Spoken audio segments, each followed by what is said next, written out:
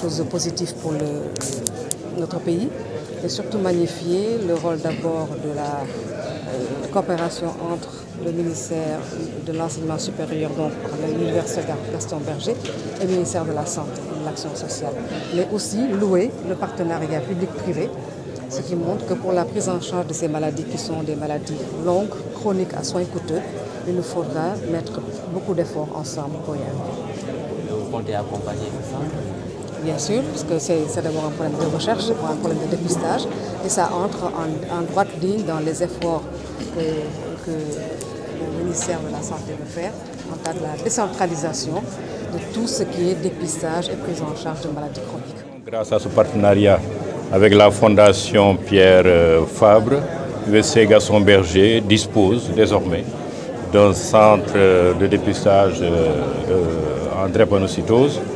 Ce centre va permettre à l'USC Gaston Berger en général et l'UFR des sciences de la santé en particulier de connaître, d'accomplir un pas supplémentaire dans son développement et sa politique de montée en puissance.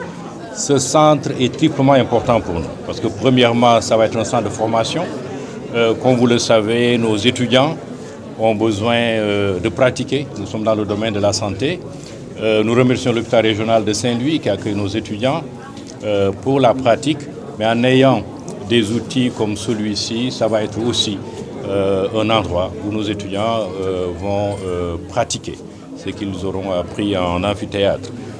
C'est un centre de recherche, bien entendu, centré sur la drépanocytose, mais comme on l'a dit, ce qui est intéressant avec ce projet, c'est la transversalité, parce que là, bien sûr, pour la santé, c'est évident, mais nous savons aussi que nous avons les mathématiciens qui travaillent beaucoup sur la modélisation. C'est des questions sociales qui vont intéresser nos sociologues et anthropologues. Évidemment, une mission fondamentale de l'université, c'est aussi les services à la communauté, aux populations.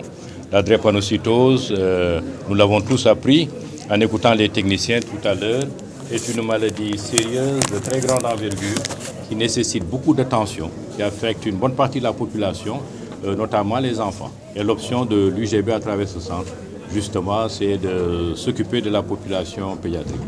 Donc, nous sommes très contents d'avoir ce centre et je voudrais, du fond du cœur, au nom de l'ensemble de la communauté de l'Université Gaston Berger de Saint-Louis, exprimer ma profonde gratitude à nos partenaires de la Fondation Pierre Fabre, féliciter nos collègues des sciences de la santé, en particulier le directeur, qui joue un rôle extrêmement important grâce à son engagement dans la lutte contre la drépanocytose, non seulement au Sénégal, mais en Afrique et même au-delà. À la cérémonie de lancement de ce centre de dépistage de la drépanocytose et venir aussi magnifier l'excellence des relations franco-sénégalaises et aussi porter ses remerciements à la Fondation Pierre Fabre, alors qui a à presque 100% financé l'équipement de ce centre. Bon, c'est aussi remercier le recteur et le directeur de l'IFR parce que ça fait partie des missions de nos universités. C'est une nouvelle mission, c'est le service à la communauté. Donc, faire de manière que tous Saint-Louisiens, toutes Saint-Louisiennes, petits, adultes, vieux, se disent que l'université Gaston Berger de Saint-Louis, c'est son université. Et partant, l'université de Saint-Louis sera aussi l'université du Sénégal et de la sous-région. Et partant même, j'ai dit tout à l'heure, de l'humanité. Et c'est ça la fonction de l'université. Chaque citoyen doit sentir que cette université lui appartient. Ce matin, nous étions là dans le cadre de l'inauguration du centre de recherche et de prise en charge de la drépanocytose, qui est une première dans la lutte contre la drépano. Parce que quand même, habituellement, nous voyons des patients qui vivent pendant longtemps sans savoir qu'ils sont drépanocytaires.